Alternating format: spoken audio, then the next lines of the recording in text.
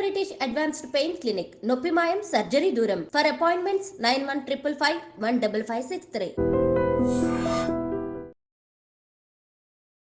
నమస్కారం, welcome to I dream. ధర్మ మార్గం విత్ విజిత కార్యక్రమానికి స్వాగతం.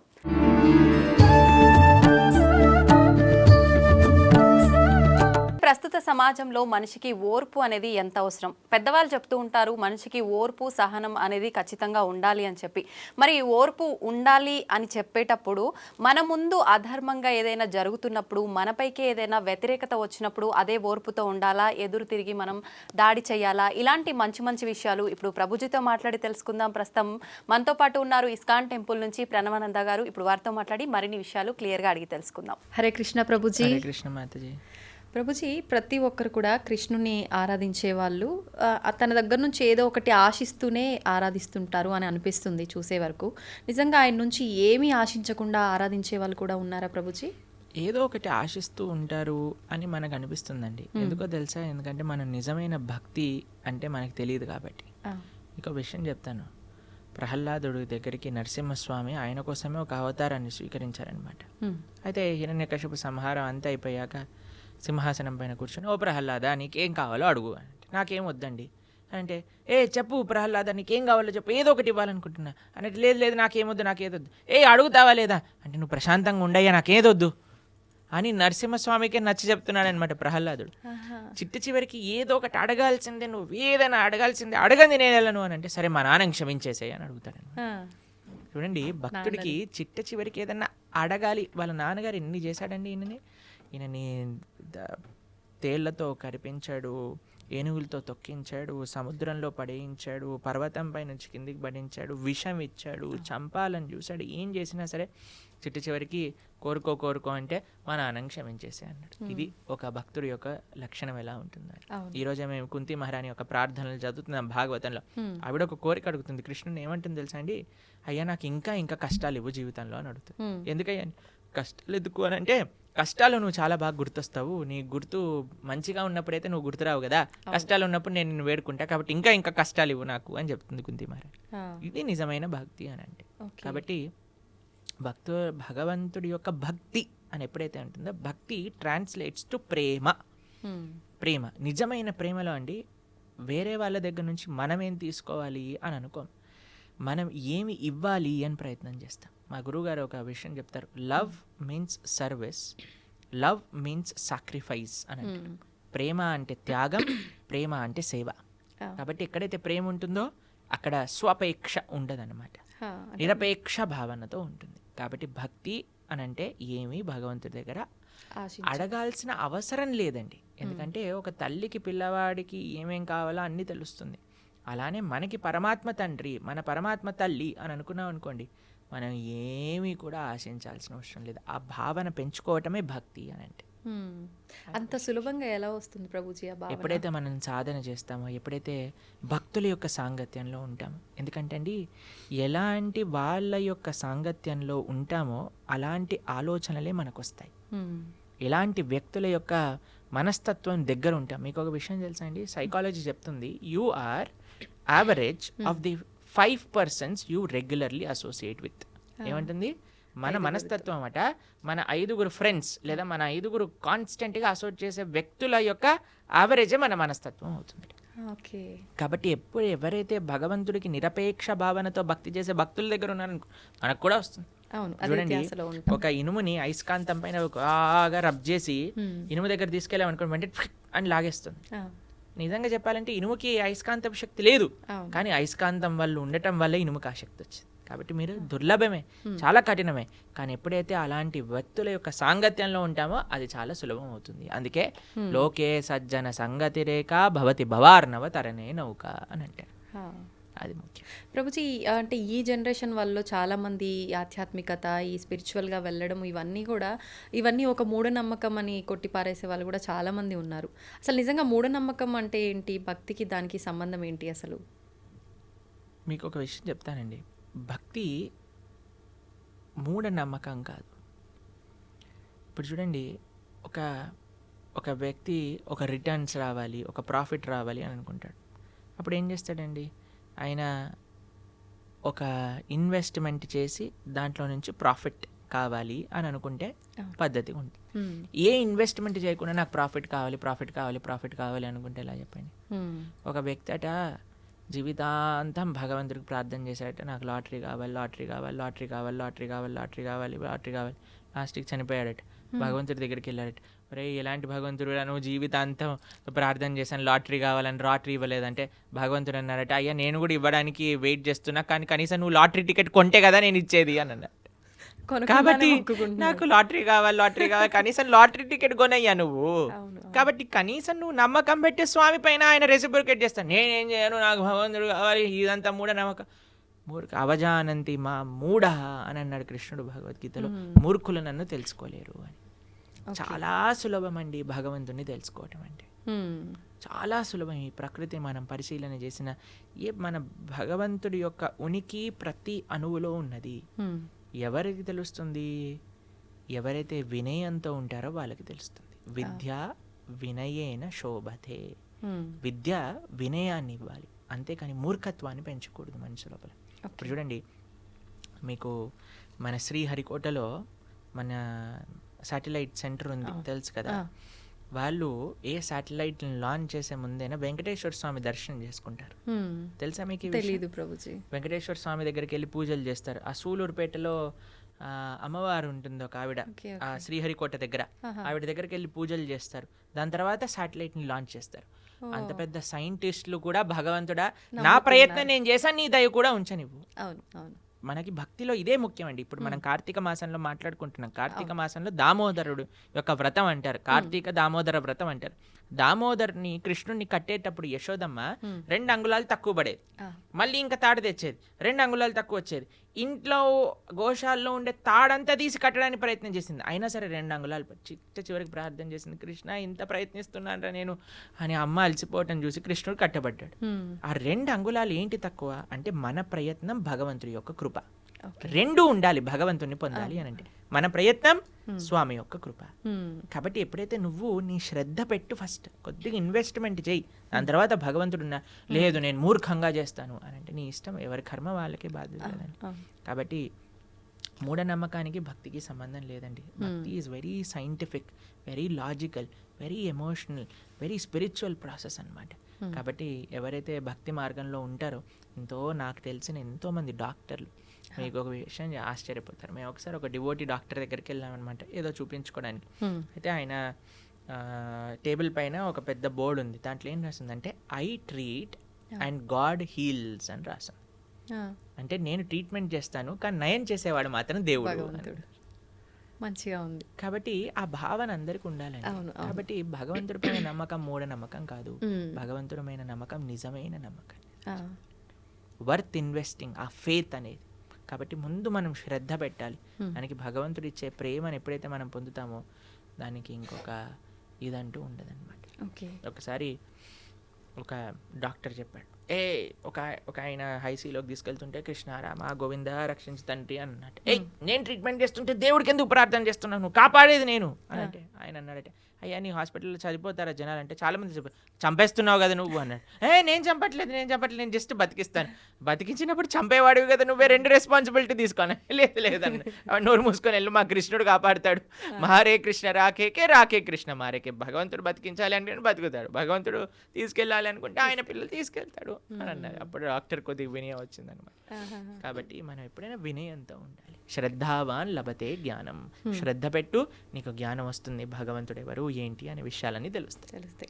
ప్రభుజీ, ఆధ్యాత్మిక చైతన్యం అంటే ఏంటి? భక్తి ఆధ్యాత్మిక చైతన్యం రెండు ఒకటేనా? భక్తికి సంబంధించిన జ్ఞానం ఏదైతే ఉందో దాన్ని ఆధ్యాత్మిక చైతన్యము అని అంటారు. ఎప్పుడైతే మనం భగవంతుడి గురించి వింటామో, అందుకే చాలా మంది అండి పూజలకి చాలా ఇంట్రెస్ట్ చూపిస్తారు, వ్రతాలు నోములు చేయాలంటే చాలా ఎంతూజియాస్టిక్గా ఉంటారు. అదే నువ్వు వచ్చి భాగవతం వినరా నాయన అంటే ఎవరు రాడనమాట, గీత చదువురా బాబు అంటే ఎవరు రాడనమాట. ఎందుకు అని అంటే మనకి ఒక స్టెప్స్ ఆఫ్ డివోషనల్ సర్వీస్ ఉంటాయి. 9 భక్తి మార్గములు అని అంటారు, మీరు వినే ఉంటారు కదా. మన ఛానల్లో ఒక ప్రవచనం ఉన్నది 9 భక్తి మార్గాలపైన. అందులో ప్రహ్లాదుడు వాళ్ళ నాన్నగారికి చెప్పినప్పుడు, ప్రహ్లాద హాస్టల్లో ఏం చదువుకున్నావు అని అంటే ప్రహ్లాదుడు అన్నాడు, చదివించి నను గురువులు చదివి తిని సకల శాస్త్రములు చదువులలో మరొమమెల్ల చదివి తిని తండ్రి అని ప్రహ్లాదుడు అన్నాడు అనమాట. అయ్యా నన్ను గురువులు చదివించారు, నేను సకల శాస్త్రములు చదువుకున్నాను, ఆ చదువులలో మర్మం అంటే ఎసెన్స్ ఆఫ్ స్క్రిప్చర్స్ నేను నేర్చుకున్నాను అంటే చాలా ఆనందపడతాడండి హిరణ్యకశిపు. అంటాడు ఏంటి అసారాంశమో చెప్పు ప్రహ్లాద అని అంటే, శ్రవణం కీర్తనం విష్ణు స్మరణం పాదసేవనం అర్చనం బంధనం దాస్యం సఖ్యం ఆత్మనివేదనం.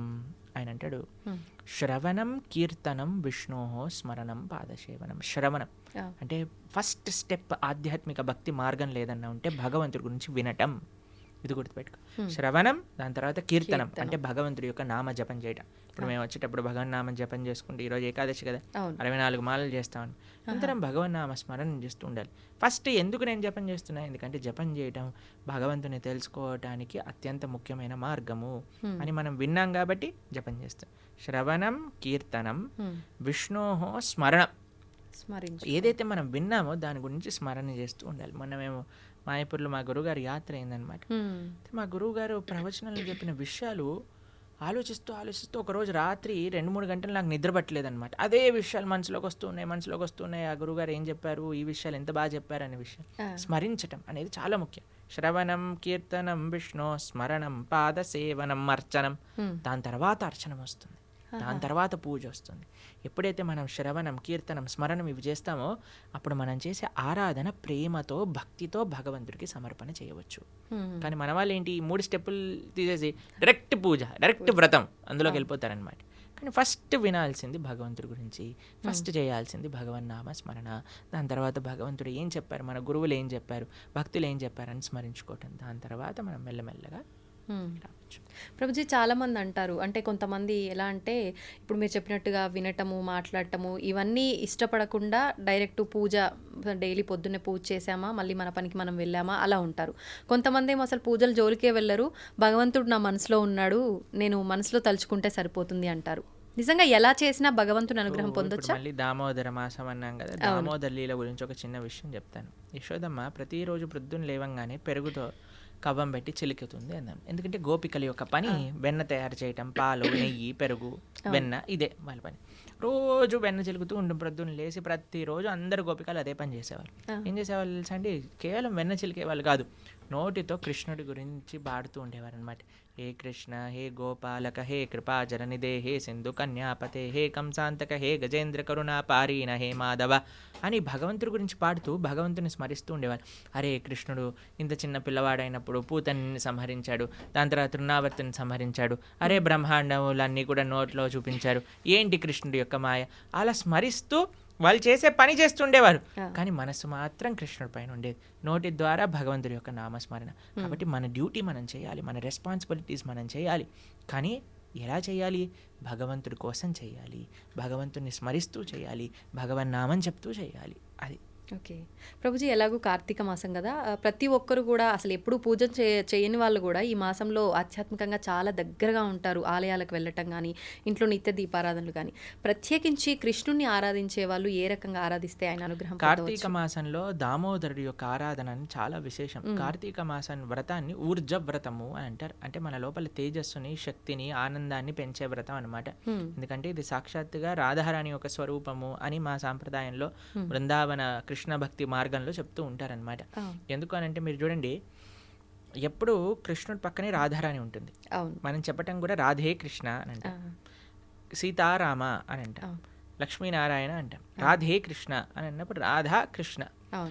కృష్ణుడు భగవద్గీతలో ఒక విషయం చెప్తారు, మాసాన మార్గశీర్షోహం అని అంటారనమాట. మాసములలో నేను మార్గశీర్ష మాసాన్ని అని అంటాడు. మార్గశీర్ష అంటే డిసెంబర్లో వచ్చే ధనుర్మాసం అని అంటారు చూడండి, అది మార్గశీర్ష మాసం. మార్గశీర్షం ముందు వచ్చేది కార్తీకం. కృష్ణుడు మార్గశీర్షం అయితే రాధారాణి కార్తీకం అనమాట. కాబట్టి కృత్తిక అనేది రాధారాణి యొక్క పేరు అనమాట. కాబట్టి కార్తీక మాసంలో చాలా విశేషం. బృందావనంలో అయితే మీరు అడుగు వేయడానికి కూడా ప్లేస్ ఉండదు. బృందావనం ఊరు బయట వెహికల్స్ అన్ని ఆపేస్తారు, అంత రష్ ఉంటుంది. ఎందుకంటే బృందావనంలో పరిక్రమ, బృందావనంలో దామోదరు యొక్క నీతి దీప సమర్పణ, దామోదర అష్టక పారాయణ, బ్రహ్మముహూర్తంలో లేవటం, స్నానాది కార్యములు ఆచరించడం, ఇవన్నీ చాలా విశేషం అనమాట. ప్రభుజీ, ప్రతి ఒక్కరికి కూడా ఓర్పు అనేది ఉండాలి, సహనం ఉండాలి, ప్రతిదానికి ఆవేశపడకూడదు, ఎదుటివారు ఏదైనా అన్నప్పుడు మనం ఆలోచించి మాట్లాడాలి అని చెప్తూ ఉంటారు పెద్దవాళ్ళు. అసలు ఓర్పు సహనం గురించి భగవద్గీతలో ఏం చెప్పబడి ఉంది? చాలా చాలా విషయాలు భగవద్గీతలో ఓర్పు సహనం గురించి చెప్పారయ్యా. ఏదైనా సరే సమంగా చూడు, అది నష్టమైనా సరే లాభమైనా సరే, మంచి అయినా సరే చెడైనా సరే, మానమైనా సరే అపమానమైనా సరే, తథా మాన అపమానయోహో సమదృష్టి కలిగిన వాడే నిజమైన ధీరుడు ముని అని చెప్తూ ఉన్నాడనమాట కృష్ణుడు భగవద్గీతలో. ఎందుకంటే అండి మనకి సమత్వం చాలా అవసరం, కంట్రోలింగ్ ద ఎమోషన్స్ అనేది చాలా అవసరం. మీకు ఒక విషయం చెప్తాను, చాలా ఈజీ కాదండి, చెప్పినంత ఈజీ కాదు. దానికి మన లైఫ్ స్టైల్ చేంజ్ చేసుకోవాలి. మనం ఎప్పుడైతే రాజసీకమైన వ్యక్తులతో, వస్తువులతో, ఆహారంతో మనం అసోసియేట్ అవుతామో అప్పుడు అది మనం ఎమోషన్స్ని కంట్రోల్ చేసుకోలేమన్నమాట. ఎప్పుడైతే మనం సాత్వికంగా ఉంటామో, ధార్మికంగా ఉంటామో, మీకు ఎగ్జాంపుల్ చెప్పానో లేదో నాకు తెలీదు. ఒకసారి మేము ఒక స్టూడియో నుంచి వస్తున్నప్పుడు ఒక వ్యక్తి మాతో పాటు నడుస్తూ వస్తున్నప్పుడు ఒక ఆయన పరిగెత్తుకుంటూ ఫాస్ట్గా నడిచేసరికి ఈ వ్యక్తిని భుజాలపైన ఇలా డాష్ అయిందనమాట. కింద పడిపోయాడు. కింద పడిపోయి లేసాడనమాట. లేసేసి నా దగ్గరికి వచ్చి, ప్రభుజీ నేను, అప్పుడు ఆయన మాల వేసుకున్నాడు. అయితే ఆయన చెప్పాడు, ప్రభుజీ నేను మాత్రం మాల వేసుకొని ఉంటే వీడు ముక్కు పలిగేది అని అన్నాడు అనమాట. అయితే అన్న చాలా మంచివాడు అయ్యా, నువ్వు సంవత్సరం పాటు మాల వేసుకొని ఉండు, ఎంతమంది ముక్కులు రక్షింపబడతాయి నువ్వు మాలలో. ఎందుకంటే ఆయన ఏమనుకున్నాడు, అరే నేను ఇప్పుడు మాల వేసుకున్నా, బొట్టు పెట్టుకున్నా, ఇలాంటి వస్త్రాలు వేసుకున్నా, కాబట్టి నేను అనవసరంగా కోపం తెచ్చుకోకూడదు అనే ఒక భావన మనసు లోపల ఉంది. అదే మాల లేకపోయింటే వాడు ముక్కు పలిగిపోయేది, పెద్ద యుద్ధం అక్కడ. అందుకే ఆధ్యాత్మిక భావన ఎందుకు మనకు కావాలి, ఎందుకు మనం బొట్టు పెట్టుకోవాలి, ఎందుకు మనం మాల వేసుకోవాలి, ఎందుకు మనం సాంప్రదాయంగా ఉండాలంటే ఎప్పుడైతే మనం ఇవన్నీ ఎక్స్టర్నల్ థింగ్స్, చాలామంది అంటారు ఎందుకు ఇవన్నీ అవసరం లేదు, ఇదంతా షో ఆఫ్ అంటారు. కాదండి, ఇవి ఇలా వేసుకున్న వాళ్ళ వల్ల చాలామంది ముక్కులు కాపాడబడుతున్నాయి, చాలామంది బ్రతికి ఆనందంగా ఉంది. ఎందుకంటే మనిషి అంటే ఎమోషనల్ కదా, వెంటనే యాక్ట్ చేయాలనిపిస్తుంది. కానీ ఆధ్యాత్మికత ఏం చేస్తుందో తెలుసా అండి, ఆ మనిషిని ఆలోచింపజేస్తుంది. ఇప్పుడు చూడండి, ఆ వ్యక్తి నడుస్తున్నాడు, వీడు ఏదో త్వరలో ఉన్నాడు కాబట్టి వీడిని డాష్ ఇచ్చి వీడి కింద పడిపోయాడు. వాడి తప్పేమన్నా ఉందా? ఇంటెన్షనల్గా కాదు, ఎవరు చేయరు.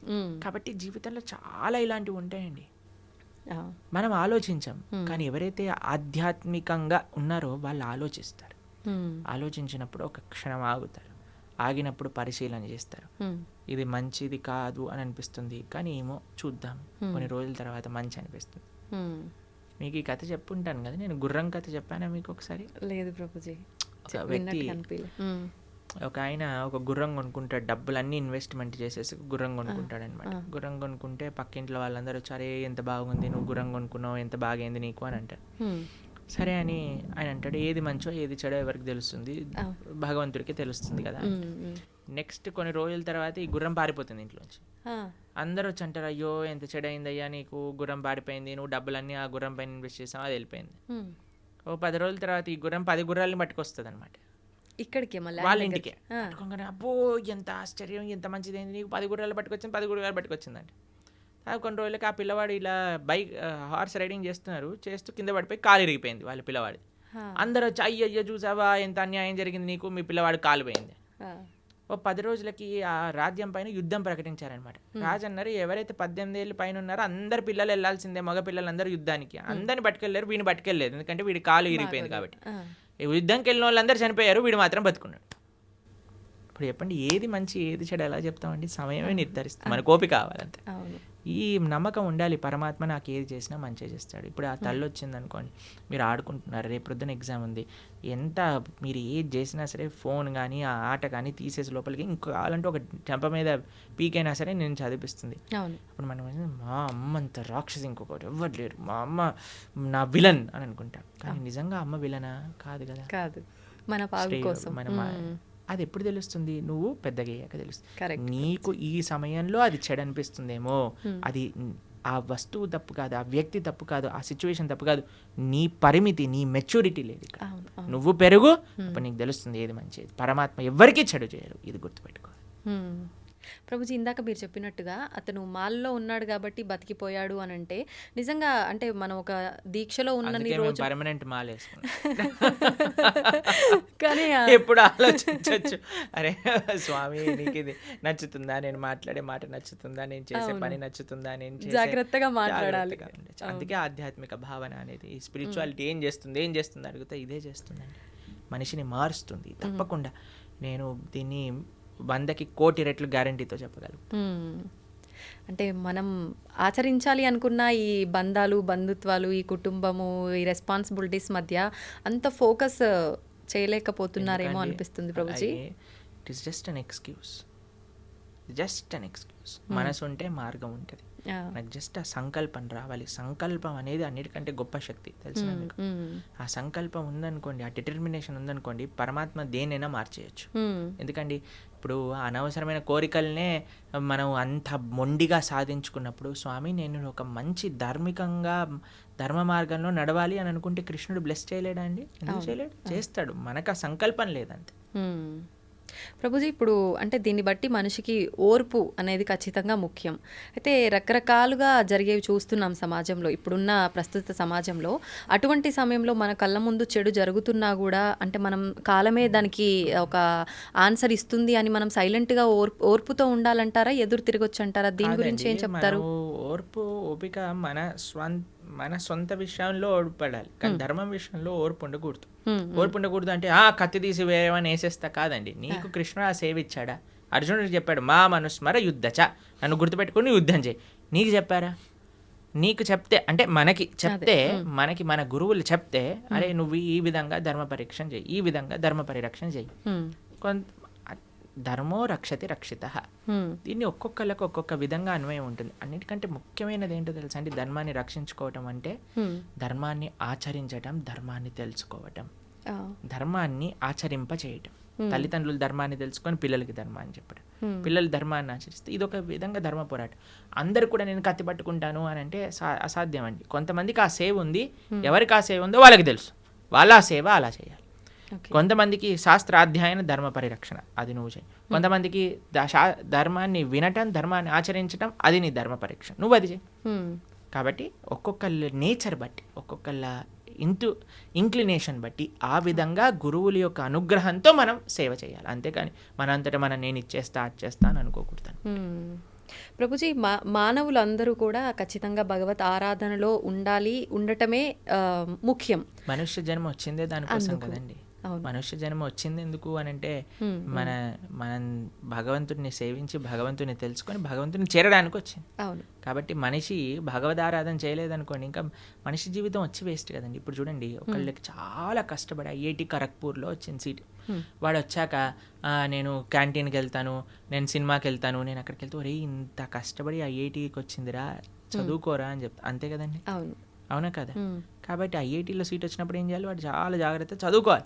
ఎందుకంటే దానికి ఉన్న అస్తిత్వమే అది. అంతే, మనుష్య జన్మకుండే అస్తిత్వమే భగవంతుని తెలుసుకోవటం. దాతో బ్రహ్మ జిజ్ఞాస. భగవంతుడు బ్రహ్మమెవరు, భగవంతుడు ఎవరు తెలుసుకొని ఆ భగవంతుని సేవించడమే మనుష్య జన్మ యొక్క సార్థకం చేసుకున్నట్టు. కాబట్టి మనిషి ఆ పని చేయకపోతే ఇంకా పశువు జన్మ వచ్చినా మేలండి, మనిషి జన్మ వచ్చి కానీ ఇది చేయకపోతే అది. ప్రభుజీ కృష్ణుడు ద్వాపర యుగంలో మానవ జన్మ తీసుకున్నారు కదా, మరి ఆయన కూడా అప్పుడు భగవతారాధన చేశారు? మానవ జన్మ తీసుకోలేదండి. కృష్ణుడు మనిషిగా పుట్టలేదు. కృష్ణుడు దేవకీ దేవి యొక్క గర్భం నుంచి ఉదయించాడు, సూర్యుడు ఉదయించినట్టు. వసుదేవుడి యొక్క హృదయంకి వచ్చి దేవకీ దేవి యొక్క హృదయంకి వెళ్ళి దేవకీ హృదయం నుంచి దేవకీ గర్భం నుంచి ప్రకాశితమయ్యారు చతుర్భుజ రూపంతో. మనిషిలా పుట్టాడంటే ఏడుస్తూ పుట్టాడండి. కృష్ణుడు పుట్టినప్పుడు శంఖచక్ర గదా పద్మాలు పట్టుకొని అమ్మ నువ్వు పూర్వజన్మలో ఇది, నాన్న నువ్వు ఇది, నన్ను తీసుకెళ్లి గోకులంలో దింపేయండి. ఇది మనిషా అండి? మనిషి చేస్తాడా ఇలా? కానీ ఆయన భగవంతుడి మానవ జన్మ కాదు. ఎలా అండి? ఆ రోజుల్లో పూతన రాక్షసు చంపే, తృణావర్తిని చంపే, శకటాసుర, కేశి, హరిష్టాసుర, ప్రలంబాసుర, ఆ సుల్లందరిని చంపేసి గోవర్ధనాన్ని ఎత్తేసి ఫారెస్ట్ పైన మింగేసి మనిషి చేయగలుగుతాడా? అంటే మానవ రూపంలో కృష్ణ పరమాత్మ, మానవ రూపంలో కూడా కాదు. కందర్ప కోటి కమనీయ విశేష శోభం. 1000 మంది కందర్పులు వచ్చినా సరే ఆయన ముందు కళ్ళు తిరిగి పందిపోయే అంత అందం కలిగిన వాడు శ్రీకృష్ణ భగవానుడు. కందర్పులు అంటే కందర్ప అంటే కామదేవుడు. Okay okay. మన్మధుడు కందర్ప కోటి కమనీయ విశేష శోభ అంటే కోట్ల మంది కందర్పులు కూడా ఆయన ముందు ఒక కాకరోజులా ఉంటారనమాట కృష్ణుడు ముందు. అంత సౌందర్యం, అంత శక్తి, అంత వీర్యం, అంత తేజస్సు, అంత జ్ఞానం కలిగిన వాడు శ్రీకృష్ణ పరమాత్మ. అయినా సరే మీరు అడిగిన క్వశ్చన్ చెప్తాను. బృందావనంలో కృష్ణుడి పట్ల ఎంత ప్రేమ ఉండేది వ్రజవాసులకి అని అంటే, ఏదన్నా సంహరించిన, ఇంత పెద్ద పూతన అనే రాక్షసిని సంహరించిన చిట్ట చివరికి వాళ్ళ అమ్మ తీసుకొచ్చి ఆవు తోక తీసుకొని కృష్ణుడికి దిష్టి తిప్పి, అయ్యో మా తామకి దిష్టి తగిలింది కదా, నారాయణుడు రక్షింపుగాక అని. ఇప్పటికీ మీరు బృందావనంలో నందగావ్ అనే ప్రదేశానికి వెళ్తే నంద మహారాజ్ ఆరాధన చేసిన శేషశాయి విష్ణు యొక్క మూర్తి అక్కడ కనిపిస్తుంది అనమాట. ఆ శేషశాయి విష్ణు యొక్క మూర్తిని నంద మహారాజ్ ప్రతినిత్యము ఆరాధన చేస్తూ ఉండేవారు. కృష్ణుడి యొక్క కాంక్ష కోసం ఒక నరసింహస్వామిని కూడా, ఆయనే నరసింహుడు, ఆయనకు ప్రార్థన చేశారు, ఓ నరసింహ మా పిల్లవాడిని కాపాడు, ఓ నరసింహ మా పిల్లవాడిని కాపాడు. ఇప్పటికీ నంద మహల్కి వెళ్తే ఆ నరసింహస్వామి, ఆ విష్ణుమూర్తి కనిపిస్తారు అనమాట. ప్రభుజీ, కృష్ణుడు లీలల విషయానికి వస్తే రకరకాల లీలలు అంటే ఆయన ఒక పర్పస్ మీద అక్కడ జన్మ తీసుకున్నా, అక్కడ ఉన్నా కూడా ఈ లీలలన్నీ ఎందుకు అంటే మనకి ఏం తెలియజేయడం కోసం చూపించారు? మన కోసం ఈ లీలలు చేసింది. ఆయనకి పాపం ఆయన చాలా పనులున్నా అన్న వదిలిపెట్టేసుకొని ఇక్కడికి వచ్చాడు. ఎందుకోసము అని అంటే, ఇప్పుడు చూడండి మన పరమాత్మకి ఎంత, చాలామంది అడుగుతారు, ఏంటి మీ దేవుడికి ఇన్ని లీలలేంటి, అవతారాలేంటి, మా దేవుడు మాత్రం ఎక్కడో పైన స్వర్గానికి అక్కడ ఉంటాడు, అక్కడ నుంచి అన్ని చూసుకుంటాడు. ఇప్పుడు చూడండి ఒక వ్యక్తి ఉన్నారు, ఆయన ఇప్పుడు మీకే చెప్తానండి, మనం ఒక సుడిగుండంలో ఒక వ్యక్తి పోతున్నాడు అనుకోండి, కాపాడండి కాపాడండి కాపాడండి అని నడుస్తాం. కానీ మనం వెళ్తామా, వదిలేయండి, ఏదైనా తాడుందా అని ఎత్తుకుతాం. తాడేస్తాను అనుకోండి, తాడేస్తే నేను సేఫ్గా ఉండాలి, వాడు సేఫ్గా ఉండాలి, ఎందుకంటే వాడికి మనకి పెద్ద సంబంధం లేదు కాబట్టి ఏం పర్వాలేదు. ఇప్పుడు మేము మాయాపూర్లో ఉన్నాం అనమాట. మాయాపూర్ నుంచి వస్తున్నాం కోల్కతా, అక్కడ నుంచి ఇక్కడికి వచ్చాం. అయితే అక్కడ ఒక ఆయన చెప్తున్నారు, ఒక డివోటీ వాళ్ళ మాయాపూర్లో గంగా నది ఫ్లడ్స్ వచ్చినప్పుడు ఏమైందట అంటే, బోట్ టాపులు అయిపోయింది అనమాట. బోట్ పడిపోయి రివర్స్ అయిపోతే ఒక చిన్న పిల్లవాడు నీళ్ళలో పడిపోయాడు, దొరకలేదు. అయితే ఆ పిల్లవాడు పొయ్యాడు, నీళ్ళలో పడిపోయిన మరుక్షణమే వాళ్ళ అమ్మకి హార్ట్ అటాక్ వచ్చి ఆవిడ కూడా పోయింది అనమాట. నా పిల్లవాడు పోయాడు అనే షాక్లో. అంటే అంత ప్రేమ, అంత అటాచ్మెంట్ అనమాట. అవును, పరమాత్మ మనం సంసారంలో పడిపోయి ఇబ్బంది పడుతున్నాము అన్న మరుక్షణం ఆయన కూడా సంసారంలోకి దుంకేశాడు అనమాట. ఎందుకు దుంకేశాడు అంటే మనల్ని కాపాడడానికి. ఎలా కాపాడాడు వీడిని అంటే, వీడికి సినిమా చాలా ఇష్టం కదా అని ఆయన కూడా పాపం సినిమాలో హీరోయిన్ రీల్స్ ఏమంటారు ఆ మూవీ నడిపినట్టుగా ఆయన కూడా అన్ని లీలలు చేశారు. అయ్యో మనుషుడు ఎప్పుడైనా మన లీలలు వింటాడేమో, లీలలు దర్శిస్తాడేమో, లీలలు చూస్తాడేమో, లీలల గురించి అనుభవిస్తాడేమో, అయ్యో లీలల పైన ప్రేమ పెంచుకుంటే, నా నామం పట్ల ప్రేమ పెంచుకుంటే నా దగ్గరకు వచ్చేస్తాడు కదా అని పాప ఆయన అంత ప్రయత్నం చేశాడు. కానీ మన వాళ్ళు భాగవతం చదవరు, వినరు, భగవద్గీత చదవరు, వినరు. ఎంత అన్యాయం చెప్పండి. స్వామి మన కోసం అంత కష్టపడుతున్నప్పుడు మనం ఎంత కష్టపడాలి స్వామి కోసం? అవును అవును. అది ప్రభుజీ, అందరూ అంటే మనం ఎవరైతే ఉన్నామో ప్రతి ఒక్కరు కూడా నా బిడ్డలే అని చెప్పి భగవంతుడు అంటుంటారు. అయితే మరి కొంతమంది ఏమో మంచి మార్గంలో వెళ్తుంటారు, కొంతమంది చెడు మార్గంలో వెళ్తుంటారు. అందరము ఆయన బిడ్డలే అయినప్పుడు ఆ మార్గంలో వెళ్ళే వాళ్ళని మంచి మార్గంలోకి తీసుకొచ్చే ప్రయత్నం భగవంతుడు ఎందుకు చేయట్లేదు అంటారు? కదండి, ఇంటర్వ్యూ అదే మార్గం. కానీ అందరూ మారట్లేదుగా ప్రభుజీ, కొంతమందిలో మార్పు వస్తుంది. అదే అంటున్నా, పరమాత్మ ఆయన ప్రయత్నం చేస్తున్నా. ఇప్పుడు గుర్రాన్ని చెరువు వరకు తీసుకెళ్ళొచ్చు కానీ నీళ్ళు దాయించలేం కదండి. పడుకున్నవాడిని లేపచ్చు కానీ పడుకున్నట్టు నటిస్తున్నవాడిని లేపలేం కదండి. పరమాత్మ ఆయన వైపు నుంచి ఆయన ప్రయత్నం చేస్తున్నారు. ఆ పరమాత్మ చేసే, ఇప్పుడు చూడండి ఈ వీడియో ఎవరి దగ్గర వచ్చింది అనుకోండి, బై మిస్టేక్ రావట్లేదండి. పరమాత్మ మన గురించి ఆలోచించాడు కాబట్టి ఏదో ఒక రూపంలో పంపిస్తూ ఉంటాడు. భక్తులు మన దగ్గర పంపించేదే స్వామి అనుగ్రహిస్తే కానీ పంపించడండి. ఎందుకంటే ప్రపంచంలో ఎంతో మంది, కొన్ని వేల మంది మారుతున్నట్టు మేము చూస్తున్నాం. ఎందుకు? కేవలం శ్రవణం వల్ల. కాబట్టి ఎవరికైతే ఆ ముఖ్యత్వం తెలుసో, ఇప్పుడు చూడండి ఒక ఆయనకి 1 kg వెయిట్ ఉండే వజ్రం ఇచ్చారట. ఆయన ఏమనుకున్నట్ట, ఓ బాగానే ఉంది, మా ఇంట్లో ఆ త్రాసు పనిచేయట్లేదు, ఆ కేజీ మాపు చేసి అది లేదని ఈ కేజీ తీసుకొని అక్కడ పెట్టి ఉప్పు పప్పు అన్నీ వే చేసి ఇస్తున్నాడట. అయితే ఒక ఆయన వచ్చిన వాడు చూసాను, అమ్మో 1000 వజ్రం. నేను అన్నాడట, ఒరే ఈ కేజీ మాపు నేను ఇస్తా, ఈ రాయి నాకు ఇచ్చేసే అన్నాడు. సరే ఈ రాయి తీసుకొని నాకు మాపు కావాలని ఆ వజ్రం ఇచ్చేసాడట. వాడు పెట్టుకొని పెద్ద కోట్లు సంపాదించుకున్నాడు. ఎందుకు వాడికి విలువ తెలుసు, విలువ వీడికి విలువ తెలీదు. తెలియదు. కాబట్టి విలువ తెలియాలండి మనకి. ఆధ్యాత్మిక మార్గం యొక్క విలువ, ఒక సాధు సాంగత్యం యొక్క విలువ, ఒక భాగవత ప్రవచనం యొక్క విలువ. శ్రీకృష్ణ భగవానుడు మనకి చెప్తున్నాడు ఒక విషయం, మనకి ఇంత మనుష్య జన్మలో ఇంతమంది ఎన్నో విషయాలు వింటూ ఉంటే నా దగ్గరికి కృష్ణుడు ఈ విధంగా కృష్ణ భక్తి గురించి చెప్పే విధంగా నాకు తెలిసింది అంటే మనం మారడానికి ప్రయత్నం చేయాలి.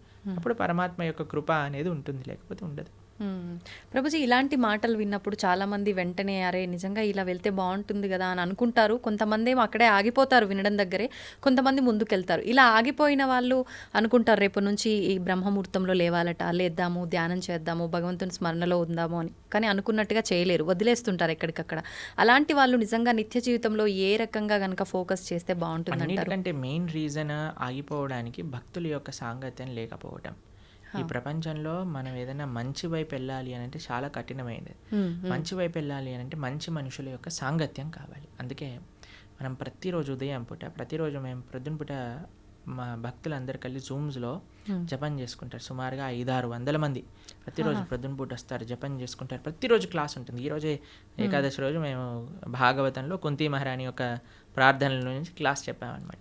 కాబట్టి మీరు మంచిగా మరి ప్రణవానంద దాస్ ఛానల్లో మనకి భాగవతం, భగవద్గీత ఇవన్నీ ఉన్నాయి. ఇవన్నీ వింటూ ఉండండి. జపా క్లాసులు ఏవైతే ఉన్నాయో వాటికి వస్తూ ఉండండి. మంచి వ్యక్తుల యొక్క సాంగత్యంలో ఈజీ అయిపోతుంది మంచిగా భక్తి మార్గంలో ముందుకు నడవడానికి. అందుకే లోకే సజ్జన సంగతి రేఖ భవతి భవార్ణవ తరణేన. ఒక మంచి వాళ్ళ సాంగత్యమే మనల్ని ఈజీ చేసేస్తుంది. మన సంకల్పం ఉండటం ఒకటి, కానీ ఆ సంకల్ప రీత్యా మనము వాటిని మంచి వాళ్ళ యొక్క సాంగత్యంలో యూజ్ చేసుకోవటం అనేది ఇంకా ఇంపార్టెంట్. ప్రభుజీ, కృష్ణుడి దగ్గర లేని మాయలు, లీలలు ఏదీ లేదు. అయితే గాంధారి శాపం నుంచి నందవంశాన్ని ఎందుకు కాపాడలేకపోయారు? అసలు గాంధారి శాపం కృష్ణుడి పైన ఏం పంచలేదు, తెలుసా మీకు ఆ విషయం? అవునా ప్రభు? గాంధారి శాపం వల్ల కృష్ణుడికి ఏం అవ్వలేదు.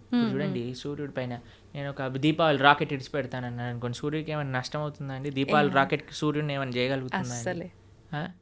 ఒక వ్యక్తి, ఒక చిన్న పిల్లవాడు అనుకున్నాడు, ఇప్పుడు చూడు ఈ రాకెట్ని సూర్యుడి పైన వేస్తున్నా నేను, జుమ్ అని వేసాడు అనుకో, అది వెళ్ళి ఢామ్ అని అంటుంది, చూసావా సూర్యుడికి అయింది చూసావా అని. అది వాడి మూర్ఖత్వం. అంతే అంతే. కృష్ణ పరమాత్మ ఆయన లీలలు అవజానంతి మామూఢ మానుషం తనుమాశ్రిత పరంభావమజానంతో. భగవద్గీతలో ఆయన ఏమంటాడంటే, ఎప్పుడైతే నేను ఈ యొక్క మానవులు ఉండే ఈ లోకానికి లీలలు చేయడానికి వస్తారో మూర్ఖులు నన్ను తెలుసుకోలేరు. అవజానంతి మామూఢ మానుషం తనుమాశ్రిత పరంభావమజానంతో. నా యొక్క పరతత్వాన్ని తెలుసుకోలేరు. ఎందుకంటే అనిపిస్తుంది కదా, అరే కృష్ణుడు ఇక్కడే మనతో పాటు మన లాగానే నడుస్తున్నారు, అది ఇదే. కాబట్టి గాంధారి పెట్టిన శాపం వల్ల కృష్ణుడు అవతార స్వీకారం నుంచి అవతార పరిసమాప్తి చేసేంత వరకు ఏమేం చేయాలో ఆయనకు క్లియర్ స్కెచ్ చేసుకొని వచ్చారనమాట. క్లియర్ స్కెచ్ చేసుకొని వచ్చారు. ఇప్పుడు చూడండి, మీకు ఒక ఉదాహరణ చెప్తాను. నేను స్కూల్కి వెళ్ళాలని బయటకు వచ్చాను, షూస్ వేసుకున్నా, అన్నీ వేసుకొని బయటికి వెళ్ళాను, బస్సు కోసం వెయిట్ చేస్తున్నా. అంత లోపల పక్కింటి వాళ్ళు బైక్లో వెళ్తారండి స్కూల్కి, వాళ్ళు వెళ్తున్నారు, నిన్ను కూడా దింపేస్తాను అన్నాను అనుకోండి, సరే ఎలా ఉన్నా బస్సు రావడానికి టైం ఉంది కదా, వీళ్ళు ఎలా వెళ్తున్నారు కదా ఎక్కేసి మనం వెళ్ళిపోయాం. ఇప్పుడు ఆ వ్యక్తి దింపేశాక ఈరోజు నేనే స్కూల్కి తీసుకొచ్చాను, లేకపోతే వాడు రాకపోతుండే అన్నాడు అనుకోండి, ఏమన్నా ఉందా? ఆల్రెడీ స్కూల్కి తయారయ్యాడు, బస్సు కోసం వెయిట్ చేస్తున్నాడు, బస్సు వచ్చే లోపల వెయిట్ చేస్తున్నారు కదా, ఈయన ఎలా వెళ్తున్నాడు కదా అని వెళ్ళాడు, అంతే కదండి. అలానే పరమాత్మ ఈ విధంగా అవతార పరిసమాప్తి జరుగుతుంది, ఈ విధంగా యదువంశం పరలోకానికి వెళ్ళిపోతుంది అని అన్ని ప్లాన్ ఉంది. గాంధారి నువ్వు నశించుగాక, సరేలే ఎలాగున్న ప్లాన్లో ఉంది కదా, ఈవిని కూడా స్వీకరిద్దాం, ఈ మాటలు కూడా స్వీకరిద్దాం అని పరమాత్మ స్వీకరించాను. అంతేగాని గాంధారి శాపం వల్లే అయింది సూర్యుడికి పైన రాకెట్ వేసినట్టు. ఓకే, మన మూర్ఖత్వమే అవుతుంది. ఓకే ఓకే ప్రభుజీ, శ్రీకృష్ణ తులాభారం గురించి తెలుసు కదా. అయితే తులాభారంలో తులసికి చాలా ప్రాముఖ్యత ఉంటుంది. మరి మన నిత్య జీవితంలో మన మనుషులకి తులసి ప్రాధాన్యత ఏంటి ప్రభుజీ? బృందాయే తులసి దేవ్యాయే ప్రియాయే కేశవస్య చ విష్ణుభక్తి ప్రదే దేవి సత్యవద్యై నమో నమః. శ్రీకృష్ణ ప్రేయసి, శ్రీకృష్ణకి అత్యంత గొప్ప భక్తురాలు తులసి మహారాణి. మనము చాలా జాగ్రత్తగా తులసి మహారాణి యొక్క ఆరాధన చేయాలి. చాలామంది అనుకుంటారు స్త్రీలు ఒక్కళ్ళే ఆరాధన చేయాలి, కాదండి. ప్రతి ఒక్కళ్ళు, పురుషుడైనా స్త్రీ అయినా పిల్లవాడైనా పెద్దవాడైనా వృద్ధుడైనా అందరూ తులసి మహారాణికి ప్రదక్షిణ చేయాలి. 4 ప్రదక్షిణలు చేయాలి, నీళ్లు ప్రతిరోజు సమర్పణ చేయాలి. మా ఆలయాల్లో ప్రతిరోజు ప్రొద్దున సాయంత్రం తులసి ఆరాధన జరుగుతుంది.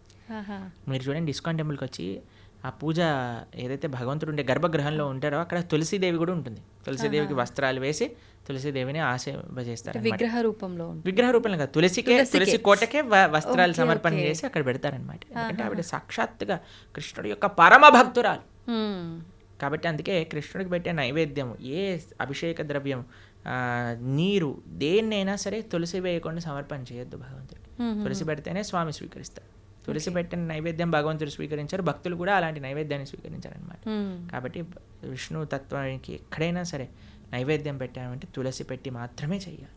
కాబట్టి ఈ తులసి ఆరాధన ముఖ్యంగా కార్తీక మాసంలో ప్రతి నిత్యం కూడా మనం 3 సార్లు నీళ్లు వేసి 4 సార్లు ప్రదక్షిణ చేయాలి. తులసి మహారాణికి దీపం పెట్టాలి తులసి దగ్గర, తప్పనిసరిగా ప్రతి ఒక్కరు చేయాల్సిన పని. ప్రభుజీ, తులసిలో కూడా 2-3 రకాల తులసులు ఏదైనా పర్వాలేదు. ఓకే. అయితే ముఖ్యమైన పర్వదినాల్లో తప్ప సాయంకాలం సమయంలో దీపారాధన చేయకూడదు తులసి దగ్గర అని చెప్పి అంటారు. ప్రతిరోజు చేయాలి, ప్రొద్దున రాత్రి భగవంతుడి ఆలయంలో, భగవంతుడి యొక్క పూజా మందిరంలో తులసి మహారాణి దగ్గర ప్రొద్దున రాత్రి నిత్యము ప్రతిరోజు చేయాలి దీపారాధన. ఓకే. ప్రభుజీ, కృష్ణుడి విషయానికి వస్తే గోపికలతో రాసలీలలు ఆడుతుంటాడు బృందావనంలో అని చెప్పి అంటుంటారు. అయితే దాన్ని తప్పుగా కూడా భావించకూడదు అని అంటుంటారు.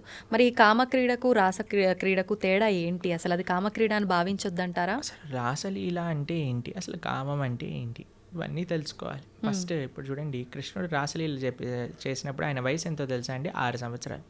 చిన్న పిల్లడు. 6 సంవత్సరాల పిల్లలు అమ్మాయిలు అబ్బాయిలు అందరూ కలిసి ఆడుకుంటున్నారు అనుకోండి, మీరు ఏమంటారు? ఏ దూరం జరుగు, అమ్మాయి దగ్గర ఆడద్దు అని అంటారా మీరు ఎప్పుడైనా? లేదు. మీరు ఎప్పుడైనా అలా చేశారా మీ పిల్లలతో? ఎప్పుడైనా అందరు చిన్న పిల్లలు అందరూ కలిసి ఆడుకుంటున్నారు అనుకోండి, ఎప్పుడైనా డిఫరెన్షియేషన్ చూస్తామని? 6-7 సంవత్సరాల వయసు ఉన్న పిల్లవాడండి రాసక్రీడ జరిగినప్పుడు, తెలిసినా మీకు? ఇంకో విషయం చెప్తాను. గోపికలు అంటే ఎవరు? గోపికలు అంటే స్త్రీ, కృష్ణుడు అంటే పురుషుడు కాదండి. కృష్ణుడు యొక్క శక్తియే గోపిక. కృష్ణుడి యొక్క హ్లాదిని శక్తి యొక్క స్వరూపములే గోపికలన్నీ కూడా, శ్రీమతి రాధారాణి కూడా. కృష్ణుడే సాక్షాత్ ఒక పిల్లవాడు. ఇప్పుడు నేను అద్దంలో చూసుకుంటానండి, అద్దంలో చూసుకుంటూ నేను ఇలా అనుకోండి, అద్దం పైన ప్రభుజీ ఎంత ధైర్యం, మా ప్రభుజీని కొడతావా అని అంటారా మీరు? అరే నీ ఇష్టం, ఇక నీ అద్దం నీ రిఫ్లెక్షన్ ఏదైనా చేసుకో, నువ్వు ఎంత ముద్దొస్తున్నావా, నువ్వు రాసి ఒకటైనా పెట్టు, ఏదైనా చేసుకో, అది నువ్వు నీ రిఫ్లెక్షన్, అంతే కదండి. అంతే. కృష్ణుడు ఏ తత్వమో గోపికలది అదే తత్వం. ఆయన యొక్క హ్లాదిని శక్తి స్వరూపములే గోపికలు, దాంట్లో వేరేది ఏ విషయం కాదండి. ఇప్పుడు రాస నృత్యం అంటే ఏంటి అనుకుంటున్నాడు? అదొక నృత్యం, ఆనంద స్వరూపం. అది ఒక స్త్రీ పురుషుని మధ్యలో జరిగే, మీరు అంటున్నారు కదా, ఏదో భౌతికమైన సంబంధం కాదండి. అది సాక్షాత్తుగా ఒక జీవాత్మ పరమాత్మ కలిసినప్పుడు పొందే ఆనందాన్ని రాసలీల అని అంటారు. రాసలీల శుకదేవుడికి అన్నిటికంటే ఫేవరెట్ పాస్ టైం భాగవతంలో. శుకదేవుడు ఎవరో తెలుసా అండి? శుక మహర్షి. ఆయన పుడుతూనే తల్లి గర్భం నుంచి నడుచుకుంటూ వెళ్ళిపోయాడు. ఎలాంటి వైరాగ్యం కలిగిన వాడు అని అంటే, ఆయన స్త్రీలు స్నానం చేస్తున్న సరస్సు పక్క నుంచి వెళ్తే స్త్రీలందరూ బిందాస్గా స్నానం చేస్తున్నారనమాట, వస్త్రాలు కూడా కప్పుకోలేదు. వ్యాసులు వారు అడుగుతారు, అయ్యా ఏంటి మీరు అని అంటే, ఆయనకండి స్త్రీ పురుష భేదమే లేదు, ఆయన అంతా ఆత్మజ్ఞాన తత్వంలో రమించేవాడు, కాబట్టి మాకు ఆయన డిఫరెన్సియేషనే తెలియలేదు. ఎందుకంటే స్త్రీకి చాలా తొందరగా పురుషుడి దగ్గర ఏదైనా చెడు భావన ఉంటే కనిపట్టేయచ్చండి. కానీ ఆ స్త్రీలు అంత వైరాగ్యం కలిగిన శుకమహర్షి ఏంటో తెలుసా అండి? ఆవు పాలు పితికినంత సమయం కంటే ఎక్కువ ఒక ప్రదేశంలో ఉండలేరు, అంత వైరాగ్యం కలిగిన వ్యక్తి. ఆయనకి ఫేవరెట్ లీల రాసలీల. అంటే అంత వైరాగ్యం కలిగిన వ్యక్తి ఒక భౌతికమైన గర్ల్ ఫ్రెండ్ బాయ్ ఫ్రెండ్ విషయాలు మాట్లాడతారా అండి? అది కూడా ఎవరి ముందు? పరీక్షిత్ నరేంద్రుని ముందు. వేలాది మంది ఋషులు యోగులు మునులు కూర్చొని శ్రవణం చేస్తున్న ఒక సభలో. కాబట్టి మనం భగవంతుడి యొక్క తత్వాన్ని కమెంట్ చేయటం కంటే ముందు అసలు ఏంటి ఆ తత్వము అని చదువుకోవాలి. అందుకే మీ అందరికీ నేను చెప్పేది ఏంటంటే, భాగవతం వినండి, భాగవతం చదవండి. మన ఛానల్లో ప్రణవానంద దాస్ అనే ఛానల్లో 47 లెక్చర్లు శ్రీమద్ భాగవతం, కేవలం 47 గంటలు మీరు ఇస్తే కృష్ణుడి యొక్క పరిపూర్ణ తత్వం అనేది మనం అర్థమవుతుంది. అది మాత్రం మిస్ చేయకుండా చూడండి. కృష్ణతత్వం గురించి, మన సనాతన ధర్మం గురించి మొత్తం అర్థమవుతుంది. ఫస్ట్ నుంచి లాస్ట్ వరకు వినండి, మొత్తం క్లారిఫై అవుతుంది. ప్రభుజీ వైరాగ్యం అన్నారు కదా, చాలామంది వాళ్ళ లైఫ్లో కూడా అన్ని కష్టాల నుంచి తట్టుకోలేక ఇబ్బందులు పడి దాని నుంచి బయటికి రాలేక వైరాగ్యం చెందుతుంటారు. ఇంకా లైఫ్ వద్దు, ఎందుకు ఈ ఫ్యామిలీ లైఫ్, రకరకాలుగా. అలాంటి వైరాగ్యం నుంచి కొంతమంది డివోషనల్గా ఎక్కువ కనెక్ట్ అవుతుంటారు భగవంతుడికి. నిజంగా అది వైరాగ్యం వల్ల వచ్చిన భక్తి నిజమైన భక్తి ఈ అంటారు. రోజే ఒకళ్ళు చెప్తున్నారు, ప్రభుజీ ఈ కష్టం వచ్చి ఉంటే నేను భక్తి మార్గంలోకి రాకపోయి ఉండేదాన్ని అని అంటున్నారు అనమాట. కాబట్టి కొన్నిసార్లు కష్టాలు కూడా మనం భగవంతుడి వైపు పంపిస్తూ ఉంటాయి. ఆనందం కూడా తీసుకెళ్తూ ఉంటుంది, కష్టం కూడా. ఏదైతే మనం భగవంతుడి వైపు తీసుకెళ్తుందో అది నిజమైన. మరి భక్తికి వైరాగ్యం అవసరమా అంటే అవసరం, కానీ వైరాగ్యమే భక్తి కాదు. ఇప్పుడు మన ఈ స్టూడియోకి రావాలి అంటే ఆ డోర్ ఓపెన్ చేయాలి. వైరాగ్యం అనేది డోర్ లాంటిది, అందు లోపల నుంచి ప్రవేశిస్తే భక్తి మార్గం లోపలికి రాగలుగుతాం అనమాట. కాబట్టి వైరాగ్యం కావాలి. వైరాగ్య విద్య, నిజభక్తి యోగ, శ్రీ చైతన్య మహాప్రభు యొక్క ఉపదేశములలో వైరాగ్యము అని అంటే ఏదో ఫల్గు వైరాగ్యం కాదండి. నిజమైన వైరాగ్యం మనకు కావాలి. యుక్త వైరాగ్యము అని అంటారు. ఫల్గు వైరాగ్యము అని అంటే ఇప్పుడు చూడండి, శ్మశాన వైరాగ్యము అని అంటారు, ప్రసమ వైరాగ్యము అని. ఇదంటే ఎలా అంటే ఇప్పుడు చూడండి, శ్మశానంలో ఎవరైనా కాలిపోతున్నారనుకో, మనది కూడా అదే గతి కదా. ఇంటికి వచ్చాక ఏం చేసావు అంటే, ఇడ్లీ వద్దు నాకు పెసరట్టు కావాలి. ఏం వైరాగ్యం అండి, పోయేవాడికి ఇడ్లీ తిన్నా సాంబార్ తిన్నా ఒకటే కదండి. రెండోది ఏమనుకుంటుందట అంటే, ఎవరైనా ప్రసవ వేదన ఊ అని అరుస్తున్నప్పుడు, అమ్మో నేను మాత్రం పిల్లల్ని కానీ ఇంత నొప్పి నేను భరించలేను. మళ్ళీ పెళ్లి చేసుకోగానే ఒక పిల్లోడు, రెండో పిల్లోడు, మూడో పిల్ల, నాకు కూతురు కావాలి, నాకు ఇంకో అలాంటివి అనమాట. అలాంటి వైరాగ్యం పనికిరాదు. వైరాగ్యం అంటే ఏంటి, నా దగ్గర ఉన్నదంతా కూడా భగవత్ సేవలో ఉపయోగిస్తా. యుక్త వైరాగ్యము. ఇప్పుడు మీకు ఒక విషయం చెప్తాను. నేను ఇలా వెళ్తున్నాను అనుకోండి, ఒక పర్స్ పడిపోయింది అనుకోండి, అమ్మయ్య దేవుడు నాకు ఈ విధంగా కరుణించాడు, డబ్బులు నాకు ఇచ్చాడని తీసుకోవటం ఒక విధి. రెండవది ఏంటి, అయ్యో నాది కాదు కదా వదిలేస్తాను, నేను ముందుకెళ్ళిపోతాను, ఇంకో విధి. లేదు మూడు, అరే పర్స్ పడింది విజితా గారు ఎవరిదైనా అంటే అయిందే అండి ఇచ్చేయటం మూడో విధి. ఏది మంచిది అంటారు ఈ మూడిట్లో? అడిగి ఎవరిది అని ఇవ్వటమే. అంతే కదండి. దాన్ని యుక్త వైరాగ్యం అంటారు. ప్రతి ఒక్కటి తీసుకో, ఎవరికి చెందాల్సిందో వాడికి చెందించు. ఈ ప్రపంచంలో ఉన్నదంతా కృష్ణుడికి చెందిందే కాబట్టి ఆయనకి సమర్పణ చెయ్యి. అది నిజమైన వైరాగ్యం, నిజమైన భక్తి అని అంటే. నీ కోసం నువ్వు వాడుకోకు, పరమాత్మ కోసం ఉపయోగించు, దేశం కోసం ఉపయోగించు, ధర్మం కోసం ఉపయోగించు, భాగవతోత్తముల కోసం ఉపయోగించు, భగవంతుడి కోసం ఉపయోగించు. అది వైరాగ్యం. ప్రభుజీ, భగవంతుని ఆరాధించాలంటే భక్తి ఒక్కటే ప్రధానమా, శరీరం కూడా శుచిగా ఉండాలి అంటుంటారు. నిజంగా శరీరం శుచిగా ఉండటం అంటే ఏంటి? మీరు అన్నారనుకోండి, ప్రభుజీ మా పిల్లల్ని స్కూల్కి పంపిస్తాను కానీ యూనిఫామ్ అయ్యాను, యూనిఫామ్తో ఏం సంబంధం ఉండండి, వాళ్ళకి చదువుకోవడం కావాలి, వాళ్ళు చదువుకోవాలని ఇచ్చి ఉందంటే స్కూల్ వాళ్ళు ఎలా చేస్తారా అండి? ఏమంటారు, ఫస్ట్ యూనిఫామ్ వేసుకొని రా. అంతే కదా, అవునా కదా. స్కూల్ షూస్ పైన మొత్తం బురద జల్లి పంపించి, బురద ఉంటే ఏంటి, నువ్వు చదువు చెప్పు, ఆయన చదువు నేర్చుకోవడానికి వచ్చావు, నువ్వు చదువు చెప్పడానికి వచ్చావు, షూ బూట్ ఇవన్నీ అంటావు ఏంటి అని అంటారా మీరు? ఏమంటారా, అమ్మ టీసీ ఇస్తాను తీసుకెళ్ళు, మీ పిల్లల్ని వేరే స్కూల్లో జాయిన్ చేయించు అని అంటారు. అంతేనండి. గోర్లు ఎందుకు కట్ చేసుకోవాలండి, గోర్లకి చదువుకి ఏం పని ఉంది అంటే, మా స్కూల్లో పీటీ సార్ ఉంటే వాడు పెద్ద కర్ర పట్టుకొని పాట్ అని కొట్టేవాడు, గోర్లు పెరిగాయండి. అందరు పీటీ పీరియడ్ ముందు అందరు పళ్ళతో మొత్తం పడేసేసేవాళ్ళు అనమాట, హడలు వచ్చేసేది అనమాట. వామ్మో పీటీ ఈరోజు థర్స్డేనా అని అందరు హడలిపోతుండేవారు అనమాట. మీరు తినారా ప్రభుజీ అట్లా దెబ్బలు? అంటే గోర్లతో కొరికేసాం అనమాట.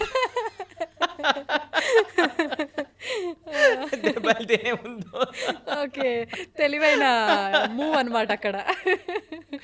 అయితే భక్తికి చాలా మంది అడుగుతారు, ఈ శుచి ఏంటి, స్నానం చేయటం ఏంటి, ఇదంతా మూర్ఖత్వం, వీళ్ళంతా చాదస్తం, పైత్యం అని అంటూ ఉంటారు. కాదండి, మీకు భక్తి హృదయంలో ఉండాలి అని అంటే దాన్ని ఎక్స్టర్నల్గా కొన్ని రూల్స్ అండ్ రెగ్యులేషన్స్ పాటించాలి. శుచి, స్నానం, ప్రొద్దున లేవంగానే స్నానం చేయటం, మనం కాలకృత్యాలు తీర్చుకున్నాక స్నానం చేయటం, మడితో ఉండటం, అక్కడిక్కడ ముట్టుకోకుండా మంచిగా ప్రేమతో భగవంతుడికి నివేదన చేయటం, ఇవన్నీ కూడా ఆధ్యాత్మిక మార్గంలో మనకి మంచి వైపు నడిపిస్తూ ఉంటుంది అన్నమాట. కాబట్టి శుచి, శుభ్రత అనేది చాలా ఇంపార్టెంట్ అండి. ఇప్పుడు చూడండి, ఈ రూమ్ అంతా నీట్గా ఉంది కాబట్టి ప్రశాంతంగా మనం మాట్లాడుకోగలుగుతాం. కెమెరామ్యాన్లు వాళ్ళు పనిచేస్తున్నారు, మనం ఇక్కడ ఇంకా మొత్తం చిందర బిందర పేపర్లు ఇక్కడ పడిపోయి, ఆ లైట్లన్నీ కింద కూసిపోయి, మొత్తం గోలగోలు ఉందనుకోండి, మనకి చెప్పాలి, మాట్లాడాలి, ఫస్ట్ ఈ రూమ్ క్లీన్ చేయండి తర్వాత చేస్తామంటారు. అంతే కదండి. అంతే. ఏంటండి మేము ఇంటర్వ్యూ చేయడానికి వచ్చాం, ఇంటర్వ్యూ చేయండి ఇవన్నీ ఎందుకు అని అన్నారనుకోండి, బాగుండదు కదా అది. కాబట్టి శుచి, శుభ్రత డైరెక్ట్గా మనసుకి కనెక్షన్. ఇప్పుడు చూడండి, ఇంటికి వచ్చారనుకోండి, ఇంట్లో అన్నీ నీట్గా ఉండి చక్కగా సాంబ్రాణి, మా ఇంటికి వచ్చినప్పుడు బ్రహ్మాల ఆరాధన చేశాక సాంబ్రాణి పొగ వేస్తారనమాట. అప్పుడు ఆ ఆధ్యాత్మిక గుడికి వచ్చిన వాతావరణంలో లాగా ఉంటుందన్నమాట. అంతేగాని అన్ని చిందరబందర వేసి అందరు ఇలా పడిపోయి కూర్చున్నారు అనుకోండి, అప్పో ఎందుకు వచ్చాను రా బాబు, ఎక్కడికైనా వెళ్ళిపోతే బాగుండు అనిపిస్తుంది. కాబట్టి మనకి మనసుకి బాహ్యమైన శుచి శుభ్రత వీటికి కనెక్షన్ ఉంది. కాబట్టి దాన్ని జాగ్రత్తగా తెలుసుకొని మనం శుచి శుభ్రత పాటించాలి. మన ఛానల్లోనే సదాచారము అనే ఒక కోర్స్ మనం చేసాం అనమాట. ప్రణవానంద దాస్ ఛానల్లోనే సదాచారం గురించి చెప్పాం. అసలు వంట ఎలా చేయాలి, అసలు మనం శుభ్రత ఎలా మెయింటైన్ చేయాలి, స్నానం ఎలా చేయాలి, అన్ని విషయాలు అందులో ఉన్నాయి. 7 లెక్చర్లు ఉంటాయి. మొత్తం శుచి శుభ్రత గురించి తెలుసుకోవచ్చు అనమాట. అది కూడా వినండి, చాలా మంచి పనికొస్తుంది. ఓకే ప్రభుజీ, చాలామంది కాదు, ప్రతి ఒక్కరు కూడా అసలు ఏది శాశ్వతం కాదు అని అందరూ చెప్తుంటారు. అయితే అది తెలిసి కూడా మనం అన్నిటిపైన వ్యామోహం పెంచుకోవడము, ఈ బంధాలు బంధుత్వాలు వీటన్నిటిపైనే ఫోకస్ చేస్తూ ఉంటాము. ఎంతసేపు కూడా లగ్జరీ లైఫ్కి అలవాటు పడిపోతుంటాము. అసలు ఏంటి, నేను ఎందుకున్నాను, ఎందుకు వచ్చాను, అసలు ఎందుకు జీవించున్నాను, నేను అసలు ఏం చెయ్యాలి అనేది ఎలా అర్థమవుతుంది? ఈ ప్రశ్నలకు సమాధానం. ఇప్పుడు 2 ఎక్స్ట్రీమ్స్లో ఉంటారండి. ఒకటి 2 అటాచ్డ్ లేదా 2 డిటాచ్డ్. భక్తి అలా కాదు. భక్తి అండర్స్టాండ్ యువర్ పొజిషన్. నువ్వు భగవంతుడి యొక్క దాసుడు, ఇవన్నీ కూడా భగవంతుడు ఇచ్చినవి. కాబట్టి ఇప్పుడు చూడండి, మీకు ఇంతకుముందు చెప్పాను అనుకుంటా, మాకు ఏదన్నా వస్తువు కానీ ఏదన్నా మేము యూజ్ చేసాం ఉందనుకోండి, ఫస్ట్ దానిపైన ICO ప్రణవానంద దాస అని రాస్తాం మేము. ICO అంటే ఇన్ కేర్ ఆఫ్, అంటే ఇది నాది కాదు, నాకు కృష్ణుడు ఇచ్చింది, నేను దీని కేర్ టేకర్ని మాత్రమే. ఈ భావన ఉండాలి. నీ కొడుకు పైన, భార్య పైన, భర్త పైన, ఇల్లు పైన, గాడి పైన, చుట్టాల పైన, వస్తువుల పైన, అన్నిటికీ ఇదే భావన. ఇది పరమాత్మ భగవంతుడు నాకు ఇచ్చాడు, దీన్ని నేను జాగ్రత్తగా చూసుకుంటా. కానీ ఎవరిచ్చారు? భగవంతుడు. నా ప్రేమ భగవంతుడి పైన. భగవంతుడు ఇచ్చిన వస్తువు. ఇప్పుడు నేను మీకు ఒక గిఫ్ట్ ఇచ్చాను అనుకోండి, ఎంత బాగా పెట్టుకుంటారే, ప్రభుజీ ఇచ్చారు ఈ గిఫ్ట్ని, జాగ్రత్తగా పెట్టుకోవాలి అని అనిపిస్తుంది. ఎందుకు? గిఫ్ట్ పైన ప్రేమ లేదా ఒక వ్యక్తి పైన గౌరవమా? ఇప్పుడు మీకు చాలా ప్రేమతో మీ తమ్ముడు కానీ, అన్నయ్య కానీ, చెల్లి కానీ, అక్క కానీ ఒక గిఫ్ట్ ఇచ్చారనుకోండి, ఐఫోన్ ఇచ్చారు. ఐఫోన్ నాకు చాలా ఇష్టం. ఎందుకు నీకు ఐఫోన్ ఇష్టము అని అంటే, అయ్యో మా తమ్ముడు, అక్క, చెల్లి, అన్న ఎవరో ఒకరు నాకు ఈ గిఫ్ట్ ఇచ్చారు కాబట్టి. అన్నకి యాక్సిడెంట్ అయింది, పోతే పోనీ ఐఫోన్ ఉంది కదా, ఐఫోన్ చూసుకుంటాను అన్నారు అనుకోండి, అరే నీకు అన్న ముఖ్యమా ఐఫోన్ ముఖ్యమా? నాకు ఐఫోన్ ముఖ్యం అని అంటే నిజంగా అన్న పైన ప్రేమ అండి? లేదు. అన్న పైన ప్రేమ మీకు ఆ ఫోన్ పైన రిఫ్లెక్ట్ అవుతుంది.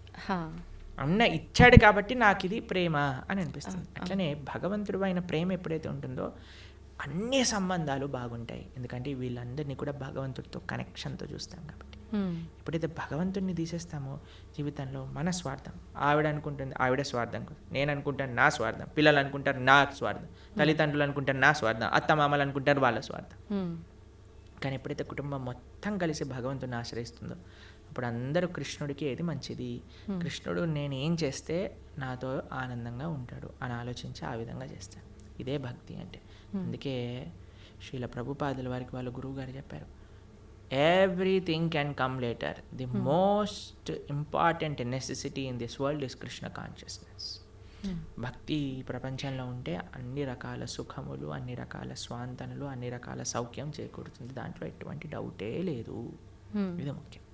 ప్రభుజీ, ఎక్కువగా ఇస్కాన్కి సంబంధించిన వాళ్ళు ఎవరైనా సరే కృష్ణుడి గురించే ఎక్కువగా మాట్లాడుతూ ఉంటారు.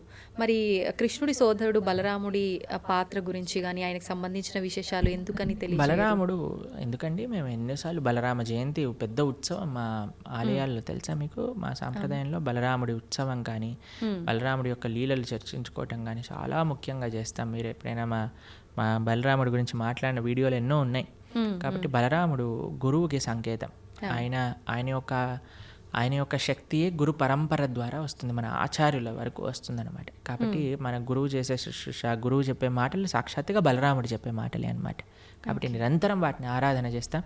బలరాముడికి ఆధ్యాత్మిక శక్తి ఇస్తాడనమాట, చాలా ముఖ్యమైనది. నిజంగా చాలా మంచి విషయాలు తెలియజేశారు ప్రభుజీ. ముఖ్యంగా కార్తీక మాసము, దామోదర పూజ, ఎక్కువగా కృష్ణుని ఆరాధించే వాళ్ళు ఉంటారు. ప్రత్యేకించి ఈ మాసంలో ఎలా ఆరాధించాలి, ఏంటి, అసలు ఈ సమాజంలో మనం భక్తి మార్గం వైపు ఎలా వెళ్ళాలి, ఇలాంటి మంచి విషయాలు తెలియజేసినందుకు ధన్యవాదాలు ప్రభుజీ. హరే కృష్ణ. ధన్యవాదాలు మాతాజీ.